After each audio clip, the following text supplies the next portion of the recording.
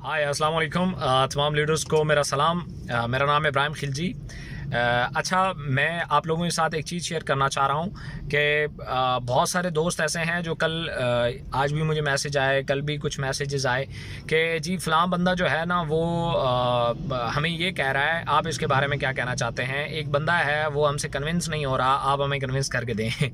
देखें, एक बात याद रखें कि कोई भी शख्स जो है उसका आपने उसे कन्विंस करने की कोशिश की तो बड़ा गलत हो जाएगा। अगर फिर उसने ज्वाइन कर भी दिया तो वो आप पे एहसान जताता रहेगा सारी ज़िंदगी। आप यहाँ कारोबार करने आए हो, किसी का एहसान लेने नहीं आए हो।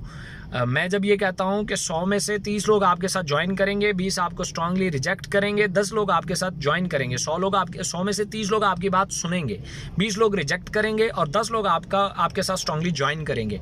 तो जो 70 लोग हैं वो किधर गए? 100 में से 30 आपकी बात सुनेंगे, तो ये 70 किधर गए?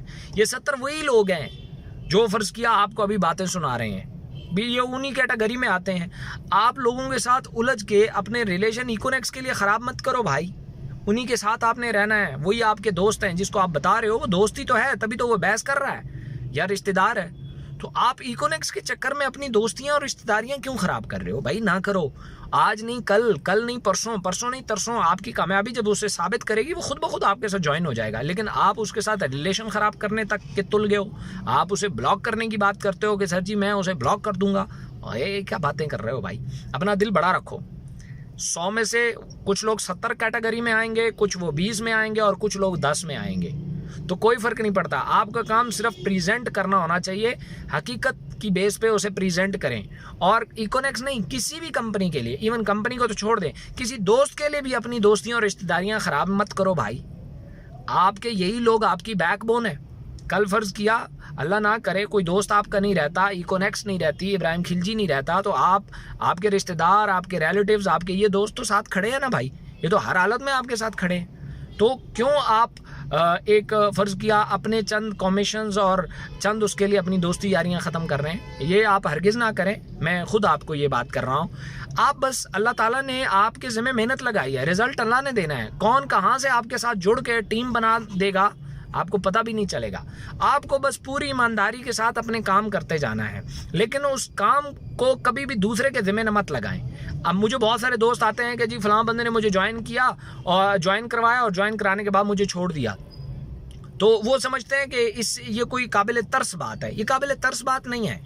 मैं ये कहता हूँ कि आपने उस बंदे को ज्वाइन किया था या आपने कंपनी ज्वाइन की थी? भाई जी कंपनी ज्वाइन की थी। जब कंपनी ज्वाइन की थी तो कंपनी का लिटरेचर आप उससे लो। आप उसे ये मत कहो कि मैं बंदे को नंबर उठा के तुम्हारा देता जाऊंगा और तुम उसे प्रेजेंट करते जाओ। भाई वो जिम्मेदार नहीं है इस बात का। उसकी जिम्मेदारी सिर्फ ये थी, उसने आपको बताया, आपको चीज़ समझ आई, आपको ज्वाइन कराया, दैट्स इट।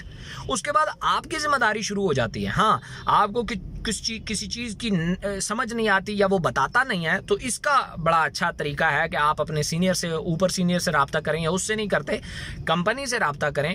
कंपनी आपको प्रोवाइड करेगी ये तमाम चीज़ें और आप आगे बढ़ें।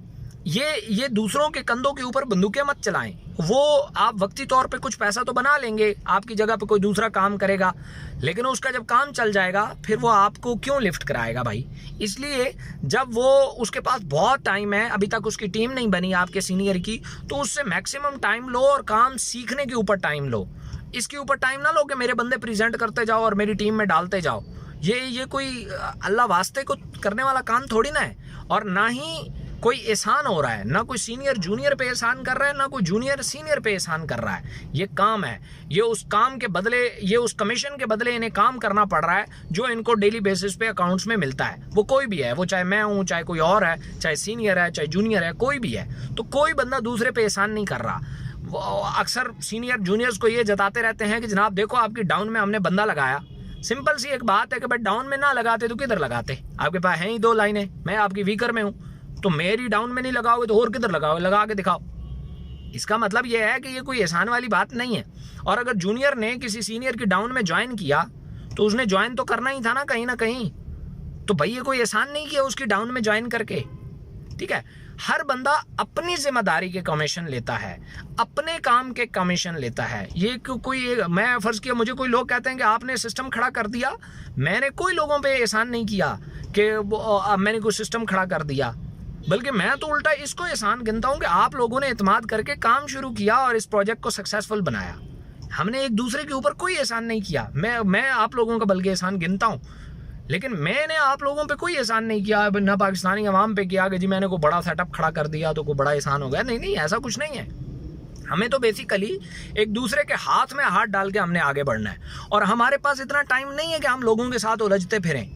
हमसे मुराद आप लोग भी हैं, मैं अपनी और आप दोनों की बात करके हम कह रहा हूँ, हमारे पास टाइम नहीं है लोगों के साथ उलझने का। कल मुझे किसी शख्स ने कहा, खिलजी साहब ये सारा काम, ये जो प्रोडक्ट कंपनियाँ होती हैं ये ऐसी होती हैं, ये भाग जाती हैं। मैंने आज तक दुनिया में 1 साल से ज़्यादा चलती कंपनी नहीं देखी। मैंने अपना क्या नाम है जो रजिस्ट्रेशन लेटर है उसकी एक फ़ोटोकॉपी उसके हाथ पे रखी और मैं वहाँ से उठ के चला गया कि हमें 2 साल हो गए चलते हुए। बस उसके सवाल का इतना ही जवाब था। अब उससे मुझे बहस करने की ज़रूरत नहीं है। उसे मैंने बता दिया हम 2 साल से चल रहे हैं, तूने दुनिया में 1 साल से चलती हुई कोई नहीं देखी।